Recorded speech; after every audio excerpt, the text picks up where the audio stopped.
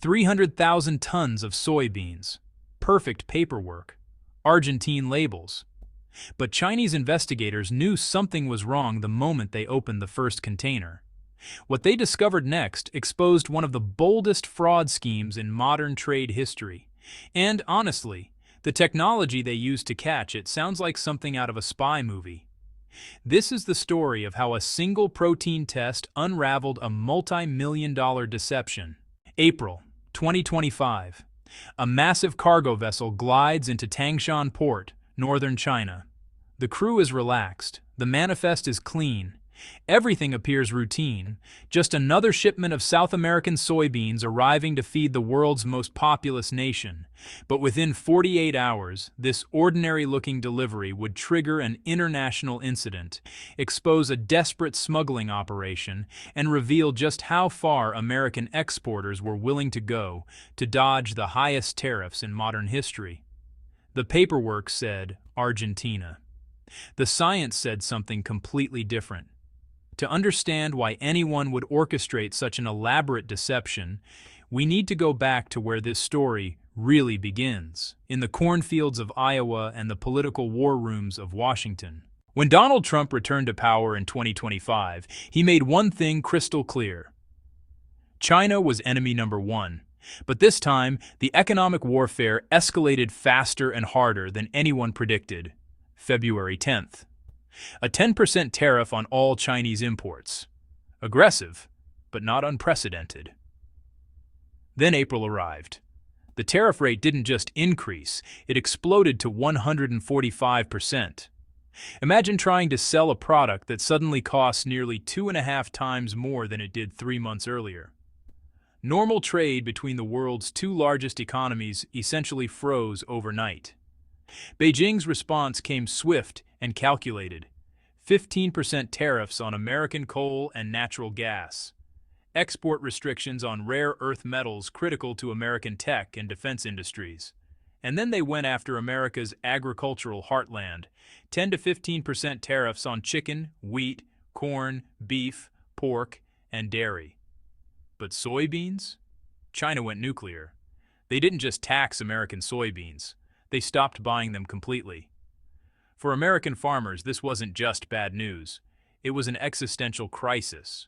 Here's something most people don't grasp.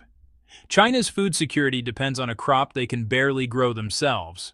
With 1.4 billion people to feed, China has mastered self-sufficiency in rice, wheat, and corn. But soybeans are a different beast entirely. Domestic farms produce only 20 million tons annually.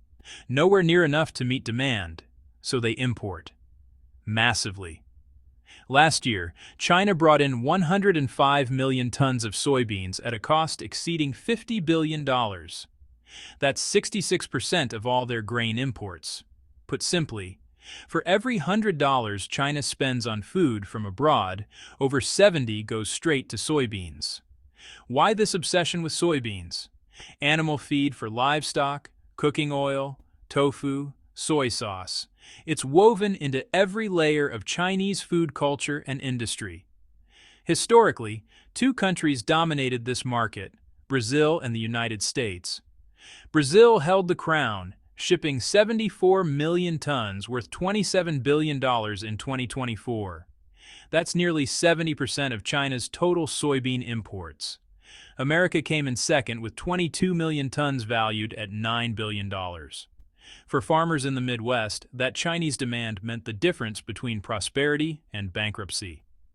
And then there was Argentina, the smaller player with big ambitions. In 2024, Argentina exported 4 million tons to China. Not massive, but the trend was pointing upward. Argentine farmers were confident, even taking loans to expand operations to meet expected Chinese demand. They had no idea their country's reputation was about to become collateral damage in someone else's scheme. Let's talk about what happens when your biggest customer suddenly stops calling. At its peak in 2016, America exported 58 million tons of soybeans globally. China alone bought 36 million tons. That's 62% of total U.S. exports. Nearly one-third of everything American farmers grew ended up feeding Chinese livestock or being processed in Chinese factories. Fast forward to 2024. American production dropped to 100 million tons. Chinese purchases collapsed to 22 million tons, a loss of 14 million tons in sales. The math is brutal. Warehouses overflowing with product, prices below production costs, multi-generational farms facing foreclosure. And here's the cruel irony. China still desperately needed soybeans, and America had warehouses full of them. The demand existed. The supply existed. Only the political relationship had shattered. American exporters stared at this impossible situation and saw one option. If we can't sell to China directly, maybe we can sell indirectly. The scheme was elegant in its simplicity. Ship soybeans to South America. Strip off the American labels. Add new packaging. Forge origin certificates. Then export them as Argentine or Brazilian beans.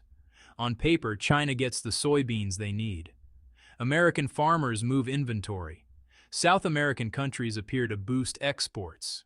Everybody wins, right? Except China wasn't checking papers. They were checking molecules. That cargo ship sitting in Tangshan port in April 2025 looked perfectly legitimate. 300,000 tons, Argentine certificates, proper documentation. Even the packaging displayed Argentine markings. But Chinese customs officials noticed something subtle during routine inspection. These soybeans looked slightly off, so they ran tests. And that's when the entire scheme collapsed. Soybeans carry fingerprints of where they're grown. Like wine from different regions, tastes different. Soil composition, climate, farming methods, all of it leaves markers in the final product. Argentine soybeans, cultivated in the Pampas with its unique conditions, consistently show protein content below 34%. It's a reliable indicator verified across thousands of shipments. The lab results on this suspicious cargo? 35.1% protein. To you and me, that's a minor difference. To trained investigators, it was a smoking gun. That protein level matched American soybeans almost perfectly. Beans grown in Midwest soil under completely different agricultural conditions. But they didn't stop there. Inspectors examined the physical sacks. Every detail mattered now. The material, the manufacturer stamps. Every single bag came from United States suppliers. Think about the logic here. If you're genuinely exporting Argentine soybeans, why would you use American packaging? Unless the beans themselves started their journey in America. All evidence pointed to one conclusion. These weren't Argentine soybeans in American bags. These were American soybeans wearing an Argentine disguise. Chinese customs rejected the entire shipment. 300,000 tons sent back. And here's what made headlines. This wasn't the first time they'd caught this exact scheme. 1 year earlier, another 200,000 tons arrived with pristine Argentine papers. Chinese customs took 48 hours to prove it was fraud. How? The answer reveals something fascinating about modern trade enforcement. First, GPS satellite tracking. Every cargo ship's movement gets recorded. Investigators pulled the complete navigation history. Instead of sailing directly from Argentina, the vessel showed suspicious stops at American Gulf Coast ports, exactly where you'd load American soybeans. Second, advanced chemical profiling. Modern labs can analyze 12 distinct biochemical markers that vary by growing region. It's literally a fingerprint for soybeans. This shipment matched the database signature for Illinois or Iowa beans. Third, blockchain verification. In 2024, Chinese customs upgraded to AI-integrated blockchain systems. Every legitimate shipment now carries a digital birth certificate, farm coordinates, harvest dates, processing data, complete transportation records. The system's fraud detection accuracy? 98%. You can forge a document.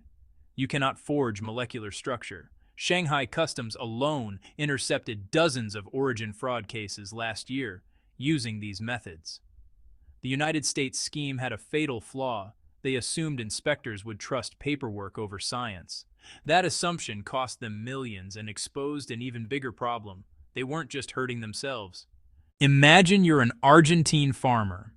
You've done everything right, grown quality crops, built relationships with Chinese buyers. Then overnight, your country's reputation gets weaponized in someone else's fraud scheme. For Argentina, this wasn't embarrassing. It was catastrophic. China represented over 70% of Argentina's soybean exports, 4 million tons worth billions. When the fraud broke, Chinese companies started canceling contracts, not because they distrusted Argentine farmers specifically, but because the entire supply chain had been compromised. The Argentine Ministry of Agriculture calculated immediate losses at $200 million, but reputational damage? Incalculable. Officials in Buenos Aires knew exactly who to blame.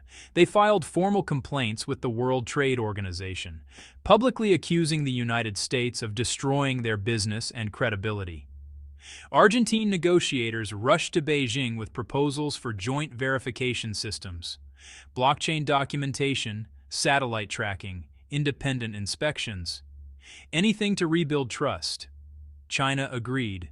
They wanted legitimate Argentine soybeans but needed absolute certainty about origin.